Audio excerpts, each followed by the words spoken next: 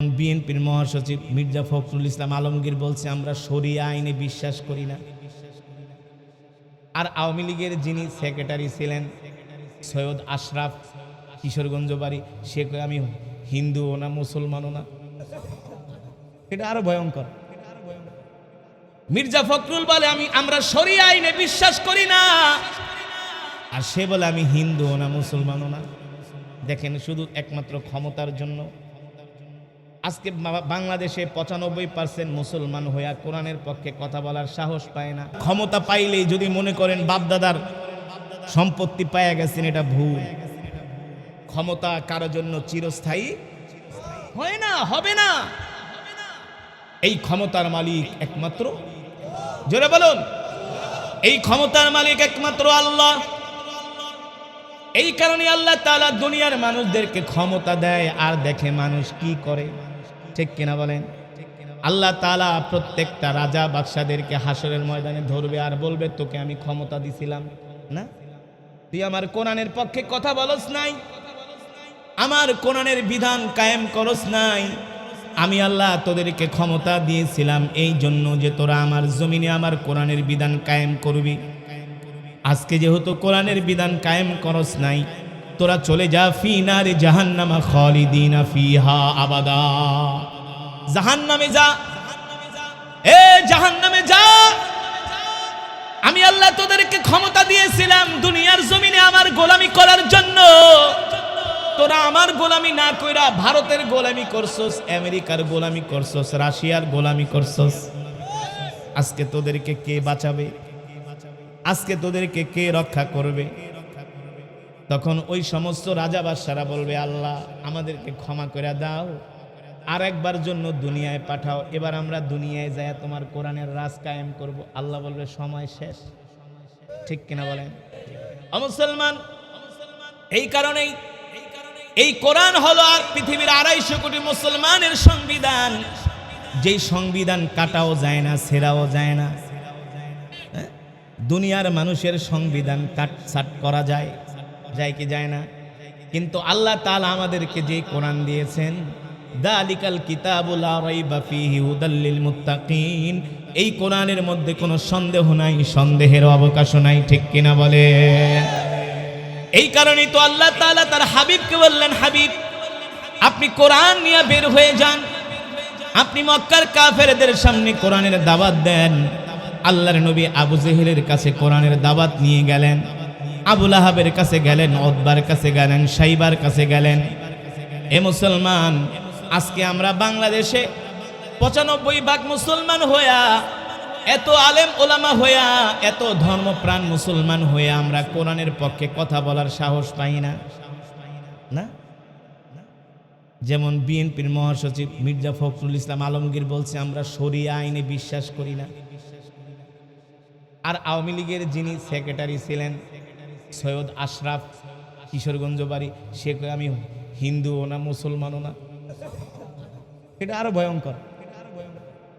মির্জা ফখরুল বলে আমরা শরিয়া আইনে বিশ্বাস করি না, আর সে বলে আমি হিন্দুও না মুসলমানও না। দেখেন, শুধু একমাত্র ক্ষমতার জন্য আজকে বাংলাদেশে 95% মুসলমান হইয়া কোরআনের পক্ষে কথা বলার সাহস পায় না। আর আপনার আমার নবী, বিশ্ব নবী একা মক্কার জমিনে মক্কার কাফেরদের বিরুদ্ধে কথা বলেছেন, একা, ওয়ানলি ওয়ান। আল্লাহর নবীর সাথে কেউ ছিলেন না। আবু জেহেলরা ছিল পরাশক্তি, সুপার পাওয়ার, আর আল্লাহর নবী ছিলেন একা। আল্লাহু আকবার! কেমন সাহস নবীর না, কেমন সাহস ছিলেন আল্লাহর নবীর। আল্লাহ তাআলা আবু জেহেলের বাড়িতে যায় বলতে, আবু জেহেল কালেমা গ্রহণ করো, লাত মানাতের পূজা বাদ দাও, এক আল্লাহর প্রতি ঈমান আনো।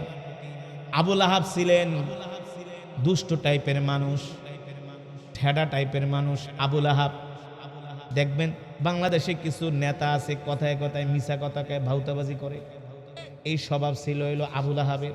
ওরা হইল আবু লাহাবের বংশধর, কথায় কথায় মিথ্যা কথা বলে, মানুষকে ধোকা দেয়, দিনে বলে একটা, রাত্রে বলে। আবু লাহাব ছিল এই টাইপের। আবু লাহাব আল্লাহর নবীর সামনে, যখন আল্লাহর নবীর সামনে আবু লাহাব আসতো, একেবারে নরম হয়ে যাইতো, আর দূরে গেলে আল্লাহর নবীর বিরুদ্ধে কুৎসা রটনা করত। অথচ আবুল আহাব কিন্তু আল্লাহর নবীকে আল আমিন উপাধি দিয়েছে। কি করেছে? আল আমিন উপাধি কিন্তু আবুল আহাব দিয়েছে, মোহাম্মদ তুমি আল আমিন, তুমি সত্যবাদী। আল্লাহ নবী আবুল আহাবকে ডাকলেন, আবুল আহাব ইয়া আম্মি তাআলাও, এদিকে আসেন চাচা, আমি যে আল্লাহর পয়গম্বর মুহাম্মদ সাল্লাল্লাহু আলাইহি সাল্লাম, আপনি কি আমাকে ভালোবাসেন? তাই বাতিজা একটা কথা কইলা, তোমাকে ভালোবাসি না মানে? আল আমিন উপাধি তো আমি দিয়েছি মক্কার সব নেতাদেরকে নিয়ে।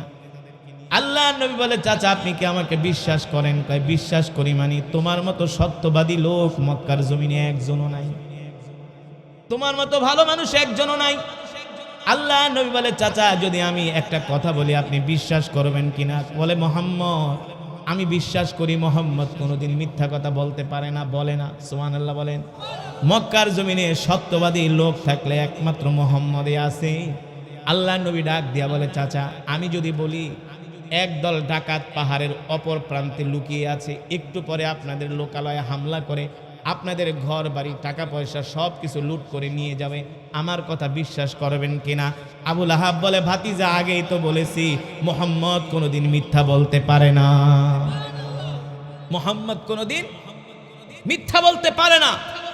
আল্লাহ নবী বলে, চাচা যদি আপনি আমার কথা বিশ্বাস করেন তাহলে আমি আপনাকে বলতেছি আজকে থেকে মূর্তি পূজা বাদ দেন, এক আল্লাহর প্রতি ঈমান আনেন। মক্কার বড় নেতা আবুল আহাবের সামনে আল্লাহর নবী দ্বীনের দাওয়াত দিতেছে, আর আমরা হইল তো সরিষার তেল মাখতে মাখতে নেতাগো প্রশংসা করতে করতে একেবারে বেহেশতে পাঠায় দিই। নেতা নামাজ পড়ুক আর না পড়ুক, হ্যাঁ এমন ভাবে নেতার প্রশংসা করি একেবারে জান্নাতের সার্টিফিকেট দিয়া দিই। এগুলো হচ্ছে দরবারি মোল্লাদের কাজ। অথচ আল্লাহর নবী একা আবুল আহাবের সামনে বলতেছে, দেখেন বুক উঁচু করে আল্লাহর নবী কেমন সাহস আল্লাহর পয়গম্বরে। বলে, চাচা যদি আমাকে বিশ্বাস করেন মূর্তি পূজা বাদ দেন, এক আল্লাহর প্রতি ঈমান আনেন, কোরআনের পক্ষে চলে আসেন। এবার আবুল আহাব এই কথা শোনার পরে বলে, তাব্বাল্লাকা ইয়া মুহাম্মদ ফালিহাদা লি জামাতানা, মোহাম্মদ তুমি কি এই কারণে আমাদেরকে ডাকছো? এই কারণে কি আমাদেরকে এই কথা বলার জন্য ডাকছো? আল্লাহ নবী বলে, এই কথা বলার জন্যই ডাকছি। বলেন এক আল্লাহর প্রতি ঈমান আনবেন কিনা? আল্লাহু আকবার, জোরে বলেন আল্লাহু আকবার। এক আল্লাহর প্রতি ঈমান আনবেন কিনা? এই কথা বলার কারণে আবুল আহাব ছিলেন বদমেজাজি। আল্লাহর নবীর দিকে এক হাত বাড়াইছে আল্লাহর নবীকে থাপ্পড় মারার জন্য। নাউজুবিল্লাহ বলেন। আল্লাহ তাআলা জিবরাইলকে পাঠিয়ে দিলেন, এ জিবরাইল, আবুল আহাব মনে করেছিল আমি আমার হাবিবকে একা ছেড়ে দিয়েছি। না না না, আমি আমার হাবিবকে একা ছেড়ে দেই নাই, আমি আমার হাবিবের সাথে আছি। যাও যাও যাও, আমার হাবিবকে আবুল আহাব থাপ্পড় মারার জন্য হাত উঠাইছে, আবুল আহাবের হাতটা ধইরা ফেলাও। জিবরাইল এসে আবুল আহাবের হাত ধরে কয়, বেটা কার দিকে হাত বাড়াইছিস?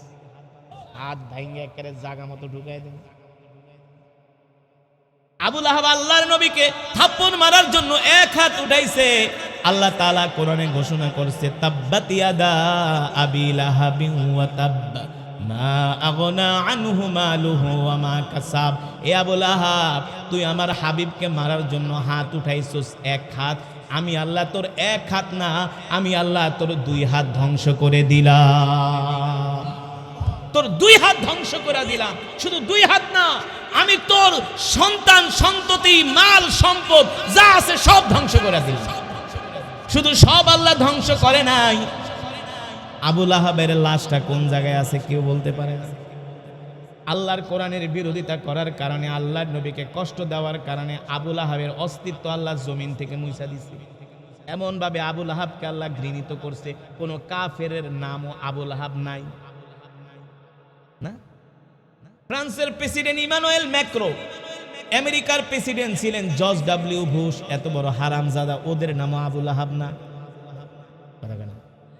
মোদি এত বড় খারাপ, ওর নামও আবুল আহাব না। ঠিক কিনা বলেন? কারণ কি? কারণ কি? আল্লাহ তাআলা কোরআনের বিরোধিতা করার কারণে আবুল আহাবকে আল্লাহ তাআলা পৃথিবীর জমিন থেকে মানুষের হৃদয় থেকে মুছে দিয়েছেন। ঠিক কিনা বলে? ও মুসলমান, শুধু এখানেই শেষ নয়, আল্লাহর নবী কোরআনের দাওয়াত দিতে লাগলেন। মক্কার কাফেররা এমন কোন ষড়যন্ত্র নাই, চক্রান্ত নাই, তারা আল্লাহর নবীর বিরুদ্ধে করে নাই।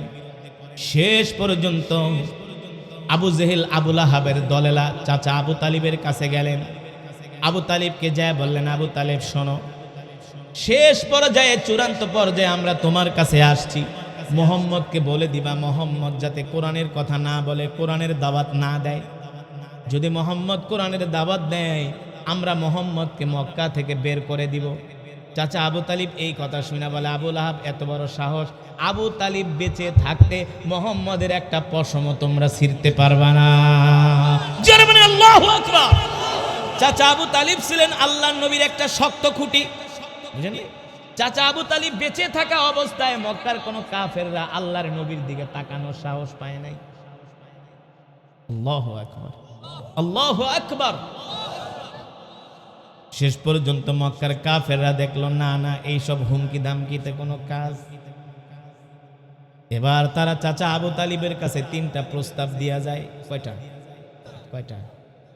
1 নাম্বার প্রস্তাব হলো, আবু তালিব মুহাম্মদকে বলবা মুহাম্মদ যদি কোরআনের দাওয়াত বন্ধ করে, মুহাম্মদ যদি মক্কার নেতৃত্ব চায়, কোরআনের দাওয়াত বন্ধ করার কারণে যদি মুহাম্মদ মক্কার নেতৃত্ব চায়, আমরা মুহাম্মদকে মক্কার সবচেয়ে বড় নেতা বানায় দিব। আমরা মুহাম্মদের কথা মতো উঠবো আর বসবো। এই প্রস্তাব যদি কোনো দরবারি আলেমরে দেয়, হ্যাঁ, দেখবেন চাটুকারিতা কাকে বলে, ঠিক কিনা বলেন?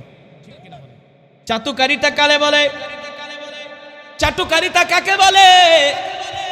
এই প্রস্তাব যদি কোনো দরবারি আলেমদেরকে দেয়, কিন্তু বাংলাদেশে এমন হক্কানি আলেম আছে যারা কখনো জেল কারাবরণ করেছে, জেলে গিয়েছে, কিন্তু বাতিলের সামনে মাথা নত করে না, ঠিক কিনা বলে? এরাই হলো এদেশের আইডল, এরাই হলো রাহবার, পথ প্রদর্শক। যারা হকের পথে থাকে তারা কখনো ক্ষমতার লোভী হয় না, হালুয়া রুটির লোভী হয় না। আমি যেই কথাগুলো বললাম, এই বয়ানগুলো তো অনেকে করার সাহসই পাবে না। কথা বলার সাহসই পাবেন। বলবো কোন কথাকে আবার পেছ লাগামো আগামী বছর যদি দাওয়াত না দেয়। কিন্তু আজকে 25 বছর ধরে তো বই লাইতেছে, যত বলি ওর দাওয়াত আরো বাড়ে, দাওয়াত আরো বাড়বে, মানুষের ভালোবাসা বাড়বে, সম্মান বাড়বে, শ্রদ্ধা বাড়বে, ইজ্জত বাড়বে। ইজ্জত দেওয়ার মালিক দুনিয়ার কোনো মানুষ নয়, ইজ্জত দেওয়ার মালিক কোরআনের কথা বললে, হক কথা বললে ইজ্জত দিবেন কে? আল্লাহ দিবেন। আর যারা ক্ষমতার লোভী দরবারি আলেম, ওরা হক কথা বলতে ভয় পায়, হক কথা বলে না, ইনিয়ে বিনিয়ে হক কথা কাটায় যায়, ঠিক কিনা বলেন? এবার মক্কার কাফেররা চাচা আবু তালিবকে বলল, আবু তালিব শোনো, মুহাম্মদ কোরআনের কথা যদি বন্ধ করে দেয়, মুহাম্মদ যদি অর্থবিত্ত চায়, আমরা মক্কার অর্থাগারের চাবি মুহাম্মদের হাতে তুলে দিব। যত অর্থ মুহাম্মদের দরকার অর্থের মালিক বানায় দিব। তারপরেও বলো মুহাম্মদকে কোরআনের দাওয়াত বন্ধ করে দিতে। 3 নম্বরে মক্কার কাফেররা আল্লাহর নবীকে প্রস্তাব দেয়, মুহাম্মদ যদি সুন্দরী নারী চাও, মক্কার সব সুন্দরী নারী তোমার ঘরে পাঠিয়ে দিব। নাউজুবিল্লাহ। পরেও কোরআনের দাওয়াত বন্ধ করে দাও। 3টা প্রস্তাব চাচা আবু তালিবের কাছে মক্কার কাফেররা দিয়া যায়। এই যুবক, এই কথাগুলো বলার কারণ কি রে যুবক? দুনিয়ার মানুষ আমাদেরকে যতই লোভ দেখাক, যতই লালসা দেখাক, যতই আমাদেরকে অফার দেখ, যতই আমাদেরকে বড় বড় নেতা বানানোর অফার দেখ না কেন, আমরা কখনো আমাদের দিন, আমাদের ধর্ম বিকায়া দিয়া আমরা কখনো নেতৃত্ব চাই না, ঠিক কিনা বলে? চাচা আবু তালিবকে আবু জাহেল যাও, মুহাম্মদ আসুক, তারপরে আমরা মুহাম্মদের সাথে কথা বলে তোমাদেরকে জানাবো।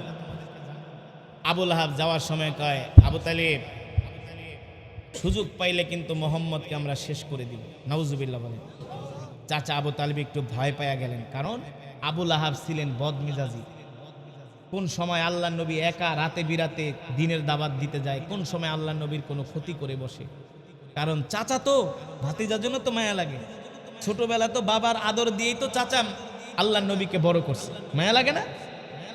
এবার আল্লাহ নবী বাড়িতে আসছে, চাচা আবু তালিব ডাক দিছে, তাআলাউ ইয়া মুহাম্মদ, এ মুহাম্মদ ভাতিজা এদিকে আসো, তোমার সাথে আমার কথা আছে। চাচা গো কি কথা? বলে আজকে বিকাল বেলা আমার বাড়িতে মক্কার বড় বড় নেতারা আসছিল। কেন চাচা? বলে শোনো, তোমাকে মক্কার কাফেররা কোরআনের দাওয়াত বন্ধ করে দিতে বলছে। আল্লাহ নবী বলে, ও চাচা, মক্কার কাফেররা কেন? মক্কার কাফেররা কেন? আপনিও যদি আমাকে কোরআনের দাওয়াত বন্ধ করে দিতে বলেন, আমি আল্লাহর পয়গম্বর মুহাম্মদ কোরআনের দাওয়াত থেকে এক চুল পরিমাণ দূরে সরে যাব না। এক কথাই কাম না? তো মক্কার কাফেররা, আপনি আমার চাচা, আপনিও যদি বলেন, তারপর আমি এটা অ্যালাউ করব না। চাচা আবু তালিব বলে, ভাতিজা, তোমাকে আমি তিনটা কথা বলি, রাগ করো না। মক্কার কাফেররা তিনটা প্রস্তাব দিয়ে গেছে। কি প্রস্তাব দিয়ে গেছে চাচা? বলে, এক নম্বরে যদি তুমি মক্কার নেতৃত্ব চাও, তোমাকে মক্কার নেতা বানায় দেওয়া হবে, তারপরে কোরআনের দাওয়াত বন্ধ করে দাও। আল্লাহ নবী বলে, চাচা আর কি বলছি? বল, যদি অর্থ চাও, মক্কার অর্থাগারের চাবি তোমার হাতে তুলে দেওয়া হবে, যদি তুমি কোরআনের দাওয়াত বন্ধ করে দিতে চাও। আল্লাহ নবী বলে, চাচা আর কি বলছে? বলে, সুন্দরী নারীর রূপ কার নাই? মক্কার কাফেররা তোমাকে প্রস্তাব দিয়ে গেছে। আল্লাহ নবী তিনটা প্রস্তাব শোনার পরে চাচা আবু তালিবকে ডাক দিয়া বলে, চাচা আপনি মক্কার কাফেরদেরকে বলে দিবেন, লাম্মা রাআল কমারা ইয়ামিনি ওয়াশ শামসা ইয়াশিমালি। চাচা গো, এক হাতে যদি মুহাম্মদকে সূর্য দেওয়া হয়, আর এক হাতে যদি মুহাম্মদকে চন্দ্র দেওয়া হয়, তারপরেও পয়গম্বর, আল্লাহর পয়গম্বর মুহাম্মদ সাল্লাল্লাহু আলাইহি সাল্লাম কোরআনের দাওয়াত থেকে দূরে সরে যাবে না। ঠিক কিনা বলে? আমরাও সেই বিশ্ব নবীর শিষ্য, আমরাও সেই বিশ্ব নবীর উম্মত। কথা বলেন, আমরাও যতদিন বাঁচবো আল্লাহর কোরআনের পক্ষে বাঁচবো। সাবধান যুবক মুসলমান, কোরআন বিরোধী, ইসলাম বিরোধী, দ্বীন বিরোধী এমন কোন কর্মকাণ্ড যাতে তোমার দ্বারা আমার দ্বারা, সাবধান। তাহলে কিন্তু হাসরের ময়দানে আল্লাহর নবীর সুপারিশ করবে না। আল্লাহর নবী বলে, তুই আমার উম্মত, তুই তো দুনিয়াতে কোরআনের পক্ষে ছিলি না, অথচ আমি নবী এই কোরআনের জন্য উহুদের ময়দানে দান দান মোবারক শহীদ করেছি। তায়েফের ময়দানে কাফেরদের পাথরের আঘাত খেয়েছি, কাফেররা আমাকে পাথর মেরে রক্তাক্ত করেছে, আমি নবী কোরআন থেকে দূরে সরে যাই না। তুই আমার উম্মত হইয়া কিভাবে কোরআন থেকে দূরে সরে গেলি? ঠিক কিনা বলেন? এই কারণে যুবক মুসলমান মা বোনেরা, আমার কথায় কেউ রাগ করবেন না।